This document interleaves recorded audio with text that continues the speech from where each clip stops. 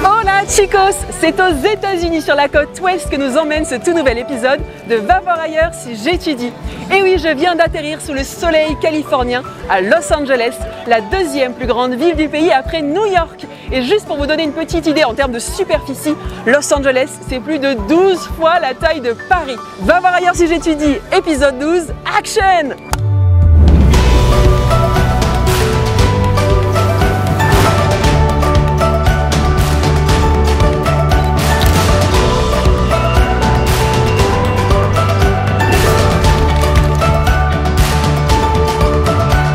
Los Angeles, la cité des anges, celle qu'on appelle aussi Tinseltown, la ville paillette, est la capitale mondiale du cinéma. Et c'est pas compliqué, ici tout ressemble à un décor de film ou de série et on ressent à chaque coin de rue l'extravagance, le dynamisme, la créativité des Américains. Et là je suis sur Venice Beach, on a décidé d'aller rencontrer Amandine qui étudie ici. On s'est donné rendez-vous en roller. Alors sur le papier c'était une super idée, mais franchement je suis beaucoup moins à l'aise maintenant qu'il faut le faire.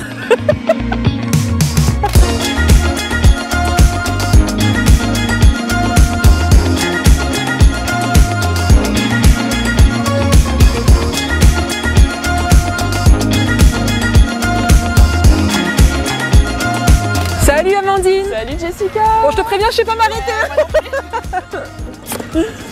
Et écoute, bienvenue en Californie! Ben merci, quel cadre pour se rencontrer au milieu des surfeurs, des skateurs. D'ailleurs, petite anecdote direct en arrivant, j'ai lu dans l'avion que le skateboard aurait été inventé ici à Venice Beach. C'est vrai? Parce que les surfeurs voulaient continuer à glisser quand il n'y avait pas de vagues, hop, ils ont mis des roulettes dessous et c'est devenu le skateboard. Bah écoute, je savais pas du tout, tu m'apprends quelque chose. Bon, je te propose de m'emmener sur l'avenue là à Venice Beach. Allez, on va aller faire connaissance, on va discuter un peu.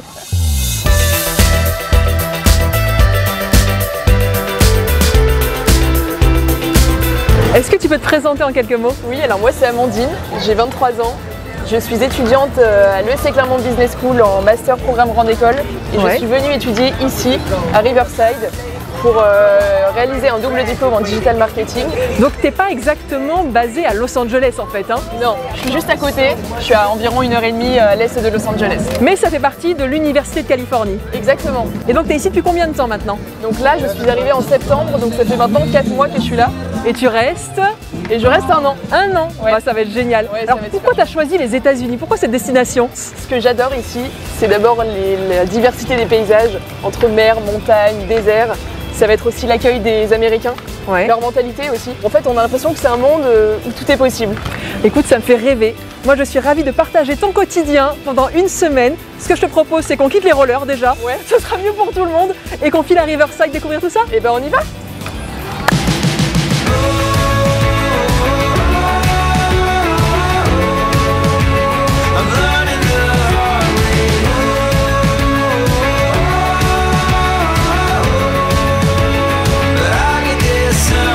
Je vous présente Scotty, la mascotte du campus, puisque ça y est, on est arrivé à l'Université de Californie qui est basée à Riverside. Alors l'accord avec l'ESC Clermont Business School, il est assez récent puisqu'il date de 2021. Deux options pour venir étudier ici, soit en bachelor pendant un semestre, au premier ou au second semestre, soit en double diplôme en master. Et là, il y a plusieurs spécialisations. Pour le master grande école, on peut choisir le marketing digital, le management du sport, de l'événementiel ou du tourisme. Bon, par contre, il y a quand même deux conditions à respecter dans tous les cas, c'est avoir un minimum de 550 au TOEFL et avoir un bon dossier académique. Ce qui est le cas justement d'Amandine. On va la retrouver, elle va nous expliquer un petit peu ses choix de cours.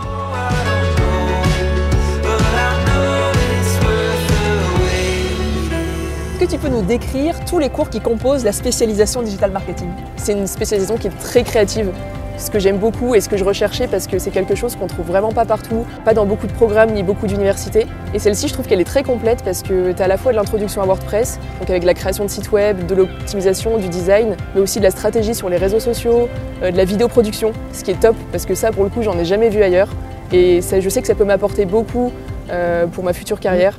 Dis-nous, qu'est-ce qui a fait que parmi tous les choix de destination possibles proposés par l'école, tu as pointé les États-Unis après l'Écosse? Alors c'était clairement un rêve pour moi, je suis jamais partie aussi loin. Et puis j'avais vraiment envie de découvrir en fait la vie de campus comme tu la vois sur les films. Et j'ai choisi aussi cette école à Riverside pour la spécialisation digital marketing qu'elle proposait, que peu d'écoles en partenariat proposent. Donc c'était vraiment super intéressant et ça a coïncidé avec mes choix de carrière. Et t'es partie toute seule? Oui. Et alors comment ça s'est passé? Pour moi, ça n'a pas du tout été compliqué. J'ai trouvé qu'on était super bien intégrés. En fait, quand on arrive en cours, on est dans une classe très internationale, donc on va vite rencontrer des gens qui sont vraiment dans la même situation que nous finalement, qui viennent aussi seuls. Et on a des groupes de discussion qui sont mis en place pour qu'on puisse un peu briser la glace, apprendre à se connaître. Donc on crée tout de suite des liens avec des nouvelles personnes et des amitiés en l'occurrence. Donc un peu avec des étudiants internationaux au début et avec des Américains après? C'est ça. Alors premièrement dans les cours, on crée vraiment des liens avec les étudiants internationaux. Et après dans la vie de tous les jours, on va créer des liens avec les Américains parce qu'on va participer à des événements en commun et ils sont vraiment très friendly comme je le disais. Donc ouais, c'est pas une légende, ils sont sociables, c'est la culture du hug. C'est ça. Et c'est vachement cool au début, en plus pour s'intégrer, c'est quand même bien d'avoir cette mentalité-là. Exactement, quoi. Et puis tu vis la vie américaine pleinement du coup. Alors concrètement, au quotidien, ça s'organise comment? T'as combien d'heures de cours par semaine? À quel moment ça a lieu ces cours? Alors en fait, j'ai globalement 15 heures de cours par semaine. C'est des cours qui n'ont lieu que le soir. Donc tu vas être un peu surpris sur les horaires parce qu'on n'a pas du tout l'habitude de ça en France, ni en Europe même. Donc j'ai des cours de 18h à 21h. Ah oui, vraiment le soir quoi. C'est ça. Par contre, ça te laisse toute ton après-midi de libre ou ta journée de libre. Quoi. Exactement, mais du coup c'est super bien parce que ça te permet de faire plein de choses à côté. Et alors, comment ça se passe une fois dans le cours? Est-ce que c'est très différent de la France? T'as remarqué des vraies différences? Ouais, il y en a quelques-unes. C'est la proximité qu'on a avec les professeurs. Ils sont vraiment très amicaux, donc tu vas commencer par les appeler par leur prénom, ce qui n'est pas très commun en France ni en Europe, donc c'est assez surprenant au début, mais en fait ça crée directement un lien de proximité avec eux. Bonne ambiance dans les cours quoi. Super ambiance, ouais, c'est vrai. Ouais, ça donne envie. Yeah. I'm back in, I'm back on. Stand up like backbone. I'm beast mode, I'm so strong. Donc là, Jess, je t'ai emmené dans le complexe sportif. D'ailleurs, comme tu peux le voir, on est sur la piste d'athlétisme qui fait le tour du complexe. Mais là, c'est le temple du sport, quoi. C'est exactement ça. Le sport, c'est très important pour les Américains. Donc ici, tu peux pratiquer un peu tout ce que tu veux. On a de l'escalade, la gym, on peut faire du tennis. On a aussi de la natation. Et on a un terrain de beach volley à l'extérieur. Donc vraiment, ça te permet de pratiquer de nouveaux sports, de tester des trucs. Je suis étonnée, il y a énormément de monde. Hein.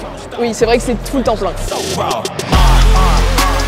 Go hard like A-Day. Go hard like A-Day. It's game time like game day. It's game time like game day. I ball hard and clutch play. I ball hard, I clutch play. It's game time like game day. Now let the games begin. Now let the games begin. Now let the games begin.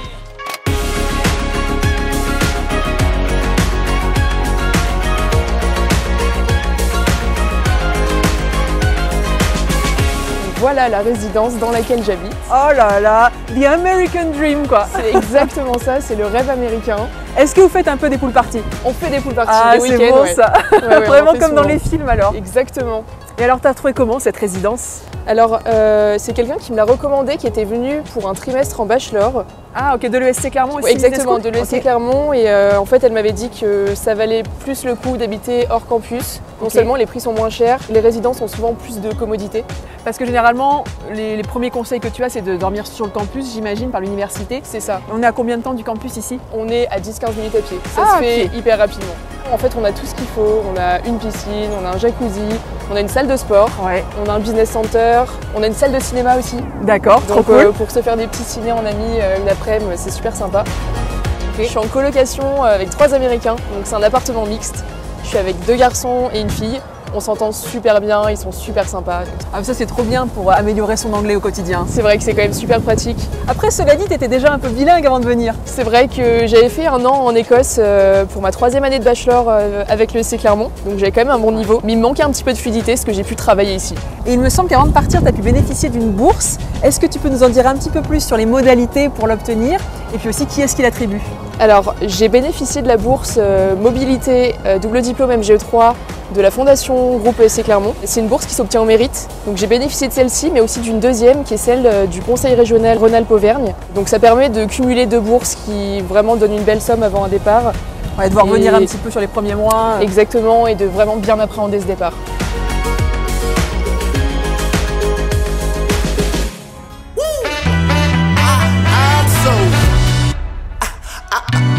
I'm so fresh. Hey babe, hey. Et là, je suis comme une dingue puisqu'on vient d'arriver dans l'une des rues les plus célèbres du monde, je pense, Hollywood Boulevard. Fresh.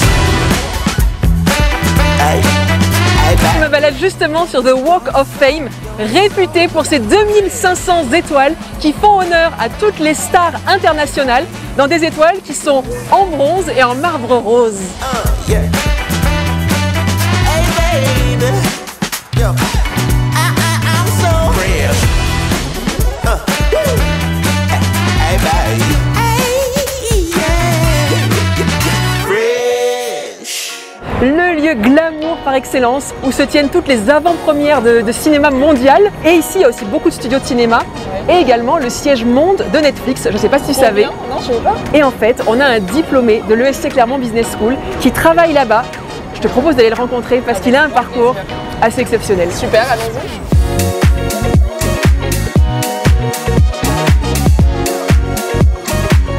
Salut Olivier. On s'est installé juste à côté là. Bon Olivier, merci de nous accueillir. Mon plaisir, de rien. Et puis on est trop curieux d'en apprendre un petit peu plus sur toi. Est-ce que tu peux te présenter en quelques mots? Donc, je suis Olivier Mourou, diplômé 1997. J'habite à Los Angeles et je travaille dans la publicité d'animation et de programmes enfants et familles. Alors tu es ici depuis combien de temps? Voilà, aux États-Unis depuis 26 ans, plus de la moitié de ma vie, ouais. Et à Los Angeles, ça fait 18 ans. Moi, clairement, l'un des gros attraits, c'était les partenariats internationaux. C'est pour ça que tu avais choisi le SC Clermont Business School à l'époque? Ouais, ouais, complètement. Et il y avait tellement d'opportunités. Et du coup, j'avais une bourse Erasmus pour aller étudier 6 mois en Espagne, et qui était une super bonne expérience. Et après, dans la foulée, j'avais une bourse pour aller à Atlanta, donc faire un master, et qui était peut-être l'une des meilleures expériences de ma vie. C'était vraiment génial. Clermont m'a ouvert les portes pour ça, et c'était super. DreamWorks, Walt Disney Studios, en passant par Sony Pictures, Olivier a un parcours juste incroyable. Au cours de cet échange, il est revenu avec beaucoup d'authenticité sur les étapes clés de sa carrière, jusqu'à sa prise de poste chez Netflix en 2018. Tous les matins, quand j'amenais mes gamines au lycée français, enfin l'école française à Los Feliz, on passait devant le building Netflix où j'ai fini par travailler. Et je disais, oh là là, ça serait tellement pratique sur le trajet, et ça serait tellement une boîte formidable chez qui travailler. Donc ça, c'était il y a un peu plus de 4 ans que j'ai démarré à Netflix. Donc Olivier, en tant qu'étudiante, j'ai une question pour toi. Quel est vraiment le meilleur souvenir que tu gardes de l'ESC? Ce qui t'a le plus marqué? Je dirais les opportunités que ça m'a donné pour suivre à l'étranger, et puis les relations. Parce que je me suis fait des amis à vie avec qui je parle toujours. On a un peu les papiers maintenant parce que tu en as un en Hollande, une en Belgique, ma meilleure amie est à Paris. Et ça, tout ça, c'est les gens de l'ESC. Donc c'est des relations que j'ai eues à vie. Et quand ils pensent, moi je suis de la promo 97, donc on se connaît depuis presque 30 ans, je crois, pour la plupart d'entre eux. En tout cas, merci beaucoup Olivier pour tout ce temps que tu nous as accordé. C'est super. Franchement, c'était passionnant de t'écouter et on pourrait t'écouter encore pendant des heures. Moi, je reste trop chouette. Merci beaucoup à vous. Un bon plaisir.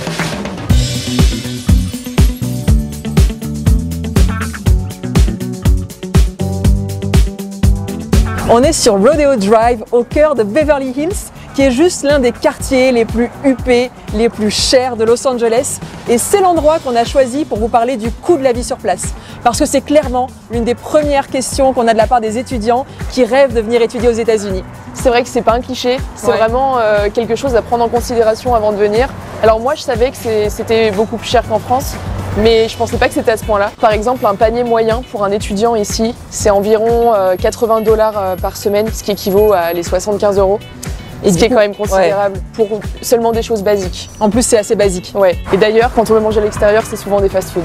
Ça me fait rebondir sur la partie restaurant. On parlait des coûts tout à l'heure. Il faut bien garder en tête que les prix qui sont affichés au restaurant, c'est des prix qui sont hors taxes. C'est ça. Donc il faut penser à rajouter les taxes de l'État, les tips aussi, parce que les tips, c'est pas du tout des pourboires, juste quand quelqu'un a bien bossé qu'on veut lui faire plaisir. Ça fait partie intégrante des salaires des Américains.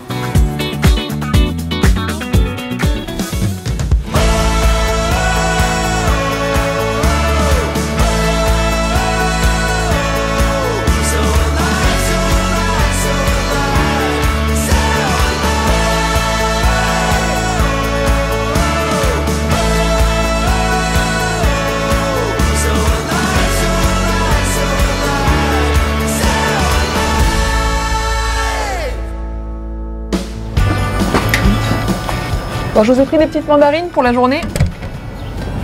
Elles sont trop bonnes en plus, vu qu'elles viennent de Californie. Bon, c'est trop chouette parce que Amandine, elle a cours que les soirs. Donc on a toute la journée de libre et elle m'a dit, petite surprise aujourd'hui, Je t'emmène dans un des endroits coup de cœur de mon voyage. Donc j'ai hâte de découvrir ça avec elle. C'est pratique parce qu'on a la voiture. Alors c'est indispensable la voiture ici pour se déplacer parce qu'il n'y a pas du tout de transport en commun. Ou très peu, franchement c'est pas hyper bien desservi.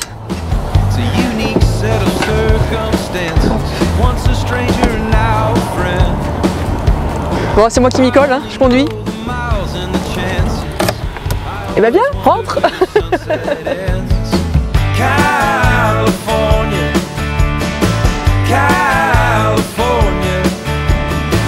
Salut Jess, tu vas bien? Salut, ça va? Ouais. Bien dormi? Oui. Il est tôt, hein? Ouais, il est tôt. Bon, ça y est, t'as mis Waze? Ouais, ça y est. Okay. J'ai rentré dans le GPS la destination où je t'emmène. Combien de temps de route? 1h12 de route. Est, ouest, nord, sud? À l'est. À l'est, ok. Est-ce que tu as une petite idée de ce que ça peut être? À l'est de Los Angeles, Riverside. Non, franchement, je vois pas ce que ça peut être du tout. Ok, donc ça va être une grosse surprise. Je t'emmène dans le désert californien, dans le parc national de Joshua Tree. Joshua Tree? Ouais. T'en as déjà entendu parler? Non, je connais pas du tout. Ok, bah alors tu vas découvrir ça, c'est un lieu magnifique, plein milieu du désert, donc c'est vraiment un décor atypique. C'est vraiment mon coup de cœur du séjour. Ah, trop bien, c'est trop cool. Voilà, je vais te faire découvrir ça aujourd'hui. Génial. California, California, you're so far from Memphis, but I still love your kiss. I never will tell you goodbye. California, California, you're so far from Memphis, but I still love your kiss. I never will tell you goodbye.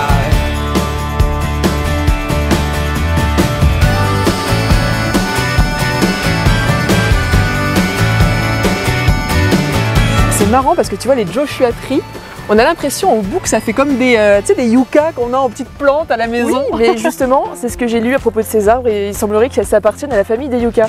Alors c'est pas la première fois que tu viens là? Non, c'était un de mes premiers voyages ici justement. Parce que tu as beaucoup bougé depuis que tu es arrivé aux États-Unis? Ouais, j'ai parcouru pas mal d'endroits de la Californie, donc il y a ma famille qui est venue. Ah, trop bien! Avec qui j'ai visité plutôt l'ouest et le nord, donc San Francisco, le parc de Yosemite qui est incroyable. Ah, trop bien! Oh, franchement, on entend tellement parler. Ouais, c'est magnifique. Et j'ai aussi pas mal visité de lieux avec des amis. Ok.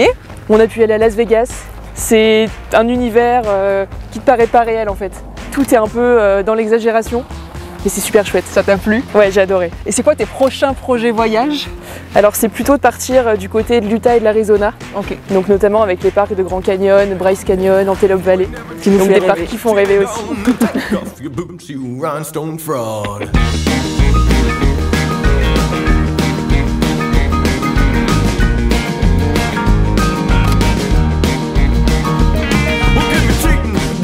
And outlaw songs, hard time, foolish pride, done me wrong. Flirting with the devil, getting right with the man. Ain't men paint songs, one night stands. You can keep your picket fence fantasies and put a cork in your high school memories. This is my... Et ça y est, c'est déjà la fin de cet épisode en Californie. Il ne nous reste plus qu'à vous souhaiter a safe trip. This is my country, my damn country. Give me my country, you can keep the rest. This is my country, my damn country. And it don't mean a thing if it don't pass the test. If you can't sing along to tearing my beer, then don't forget your coat and get the fuck out of here.